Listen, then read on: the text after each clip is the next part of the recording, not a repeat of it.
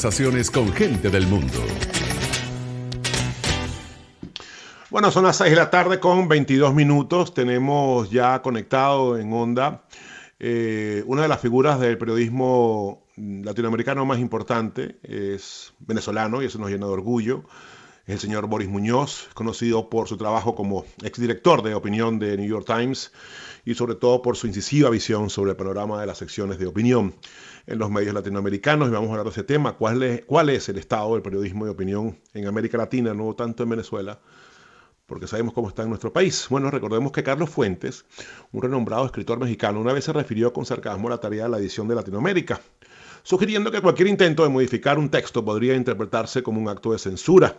Sin embargo, Muñoz tiene una perspectiva más matizada, creo que de este tema, por eso vamos a hablar con él del día de hoy.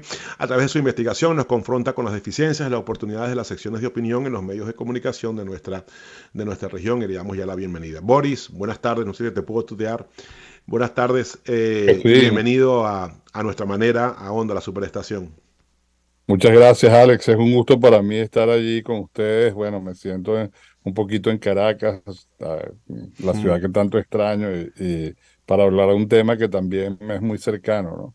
Como la opinión. Entonces, mm. bueno, aquí estamos. Bueno, esa opinión que, bueno, como tú mencionas, hay secciones de opinión que carecen de una línea editorial autónoma y suelen basarse más en impresiones o especulaciones que información verificable. Eh, ¿Crees tú que, o la pregunta yo creo que mejor formulada sería, ¿crees tú que se ha prostituido todo esto en los últimos años y debido a qué, si crees que eso ha ocurrido?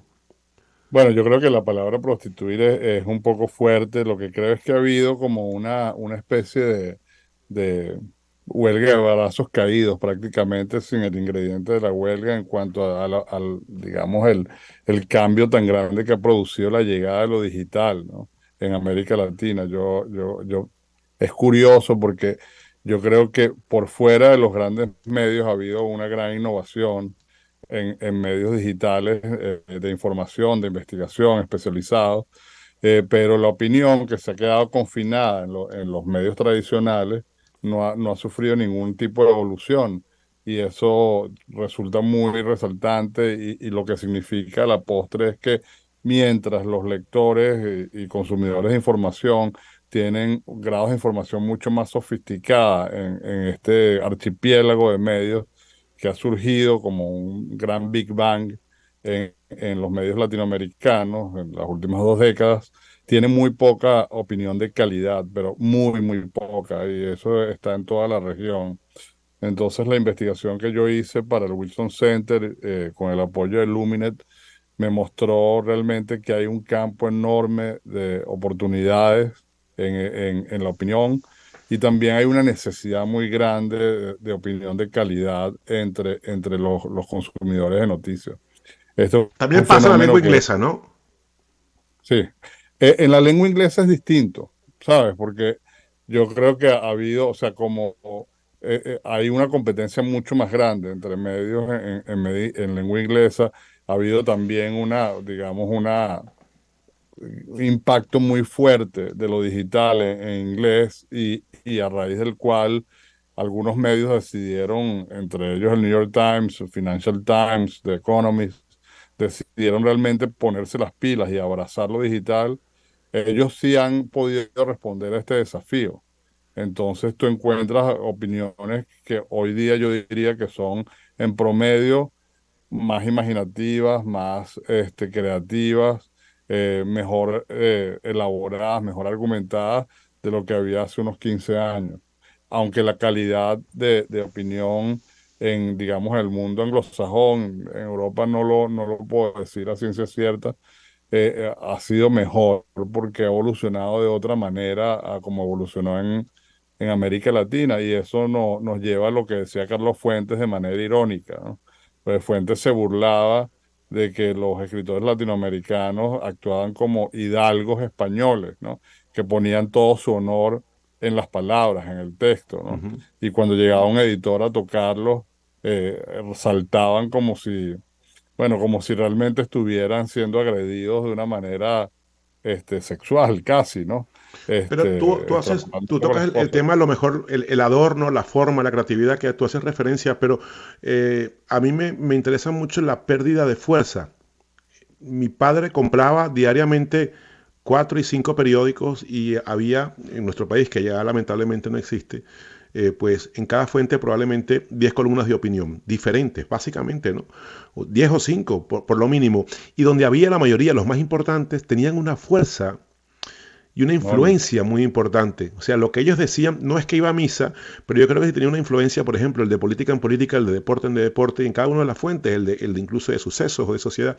Es decir, tenían una influencia y tenían una importancia, y más allá, por supuesto, de su poder, que todo eso se ha diseminado y se ha perdido, Boris. Más que todo por personalidad. Mira, yo estoy de acuerdo y en desacuerdo al mismo tiempo contigo, si eso se puede, ¿no? De acuerdo porque yo creo que se ha habido una merma en la calidad de las grandes firmas que personalizaban la opinión en los medios tradicionales, en los medios impresos. También en mi casa se recibían no cinco, pero dos o tres, y yo compraba, en mi familia, una familia lectora, se le consumían 4 o 5 periódicos los fines de semana, ¿no? Y allí uno tenía como una idea muy general de lo que había. En periódicos como El Nacional en Venezuela, habían espacios consagrados a columnistas como Cabrujas, como Ibsen Martínez, Manuel Caballero, Arle Herrera, muchos, ¿no? Durante la época en la que yo me formé como lector. Eso desapareció un poco, efecto de toda la crisis en Venezuela, no solo la crisis política, sino la crisis económica también. Las dos cosas han actuado como una especie de meteorito que ha arrasado el ecosistema de medios. En América Latina, sin embargo, ves que países como Argentina tienen una tradición fortísima de columnismo y de comentarismo. Ujú. Y sin embargo, o sea, aunque hay muchos lectores fieles que buscan a Carlos Pañi, buscan Morales Solá y otros columnistas, y también en México, por ejemplo, ves que la calidad de esa opinión, sin embargo, no es muy buena. ¿Por qué? Porque está basada en un comentarismo impresionista. ¿Y a qué me refiero con eso?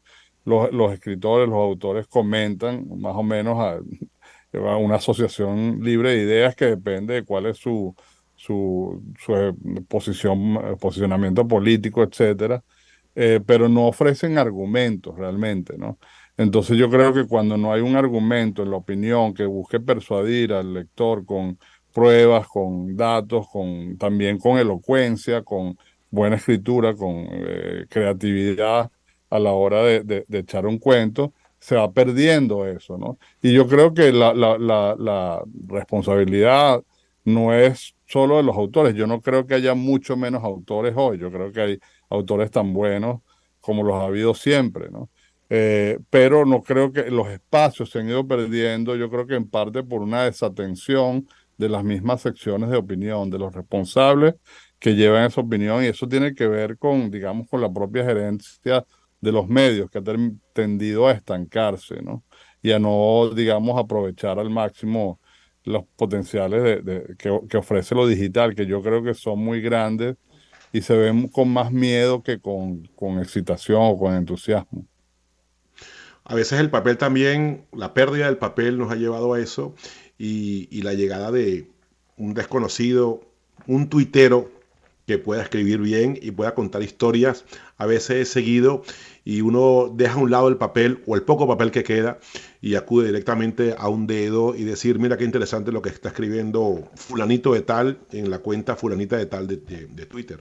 Sí, sí, bueno, eso es el fenómeno de los influencers y todo el mundo se cree con derecho a ser influencer, pero realmente si tú escarbas allí, o sea, son muy pocos los que realmente tienen la fuerza que tú reclamas o que tú citas o que tienen la calidad de información y de argumentación, que realmente te haga una diferencia en tu vida, porque yo creo que hay que pensar la opinión como un área utilitaria en la cual Ujú. lo que nosotros leemos debe ayudarnos a formarnos una posición frente a la realidad y a entender mejor un problema y a poder apoyar una causa u otra con más, digamos, nitidez y con más resolución, etcétera. Entonces, en eso sí son muy diferentes las dos esferas públicas, vamos a decir, la anglosajona y la latinoamericana. O sea, en Latinoamérica se ha usado la opinión como, digamos,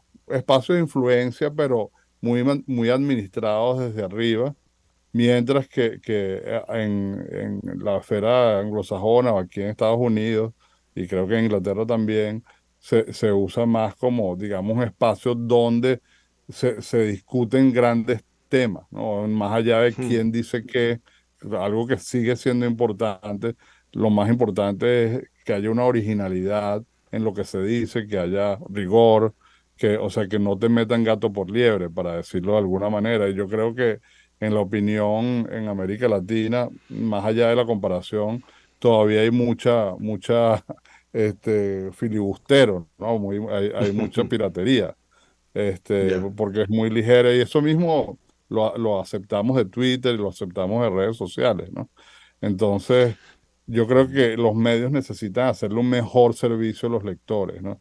Y por eso hay que repensar la opinión, porque si no van a perder también esos espacios, que hoy creen que los tienen garantizados, porque tienen un lector o una audiencia cautiva, y no es así necesariamente. Ya para terminar, Boris Muñoz, ¿cómo se ve desde afuera la opinión de Venezuela? ¿Crees que está totalmente desaparecida, está totalmente muerta o todavía hay una posibilidad de que eso no ocurra? Mira, y esto lo digo con la mayor responsabilidad y con el mayor cuidado, porque Venezuela es mi país. Y fue el país al que más atención le dediqué y el que más artículos leí un poco para formarme una idea, ¿no?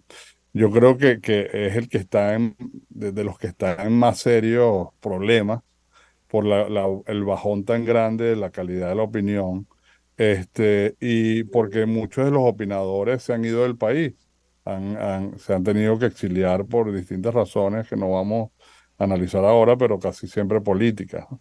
Entonces, eso, también editores muy importantes o los publishers, como no los tenemos que nombrar, pero como Miguel Enrique Otero, que se han ido al país, han vendido periódicos de gran tradición como Últimas Noticias del Mundo, El Universal, etcétera. Entonces, eso es lo que estamos viendo que está pasando en los medios y tiene un efecto muy claro en la calidad de la opinión, ¿no? Entonces, yo creo que para rescatar la opinión hay que hacer un esfuerzo muy intencional y deliberado. Esto no se trata de dinero, ojo.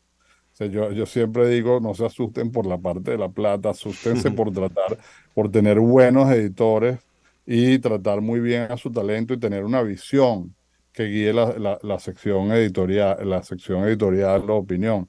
Entonces, y sean proactivos. Yo creo que en Venezuela, como en otros países, la opinión se ha reducido demasiado a lo político, a lo económico, se olvidan temas que tienen que ver con la psicología, con las relaciones humanas, con el medio ambiente, con la moda, con la tecnología, o sea, y todo eso va quedándose afuera y se va relegando a las redes sociales donde se comparte de otra manera, ¿no? Entonces, yo creo que sí se puede hacer mucho, pero se necesita invertir más que todo creatividad, ¿no? Imaginación, inteligencia y por supuesto una visión que detrás de la cual se puedan sumar muchos autores y autoras que realmente tienen el conocimiento y la experticia para elevar la calidad de la opinión, tanto en Venezuela como en otros países.